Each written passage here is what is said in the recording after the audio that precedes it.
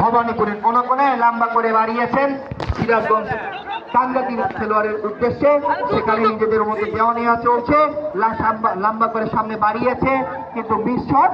আবারও কিন্তু দেখা যাক নতুন খেলোয়াড় যার কি এখন নিজেদের মধ্যে সবচেয়ে বেশি দম রয়েছে, বিপদ হতে পারে দেখা যাক।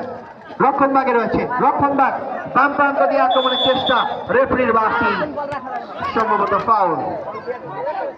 অনেক বেশি আক্রমণ পাল্টা আক্রমণের মধ্যে দিয়ে খেলা চলছে, দর্শক কানায় কানায় পূর্ণ হয়ে গিয়েছে। দর্শকে কিন্তু চায় খেলায় সমতায় ফিরে আসুক, কারণ দর্শকের চাওয়া যদি পূরণ হয় খেলার কিন্তু মোমেন্টাম চেঞ্জ হয়ে যাবে। আগামী সোমবার এই মাঠে প্রথম সেমিফাইনাল ম্যাচ অনুষ্ঠিত হবে।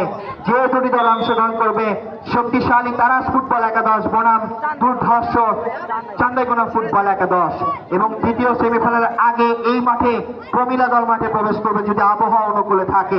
আবার ওই সীতা স্বপ্নার দেখা পাবো আমরা, যাকে দেখেছিলাম আমরা চান্দাইকোনা এবং মথুরাপুরে। আবারও লম্বা শট নিয়েছে কিন্তু না, অনেক বেশি শটের পাওয়ার ছিল কিন্তু ভাগ্য কোনো কারণে সহায়ক হচ্ছে না। এই টাঙ্গাতির ভাগ্যে অনেকটা চেষ্টা চালিয়ে যাচ্ছে, হওয়া গোল থেকে তারা বেঁচে যাচ্ছে, গোল হচ্ছে না। সব মিলে কিন্তু তাদের ভাগ্য, তাদের সহায়ক বা তাদের ভাগ্য গোল তাদের সেই সন্ধানে ধরা দিচ্ছে না, আমরা দেখতে পাচ্ছি।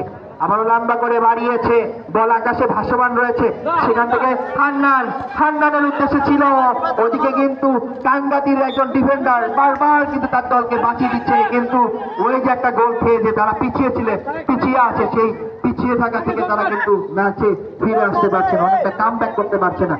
বড় থ্রোইং সম্ভবত ভবানীপুরের অনুকূলে। আমাদের মাঝে উপস্থিত রয়েছেন ছাত্র দলের বড় আহ্বায়ক সাদ্দাম হোসেন, উপস্থিত রয়েছেন আব্দুল বারি, সাবেক ফুটবলার খোকন, উপস্থিত রয়েছেন দুলাল হোসেন, উপস্থিত রয়েছেন রায়গঞ্জ পৌরসভা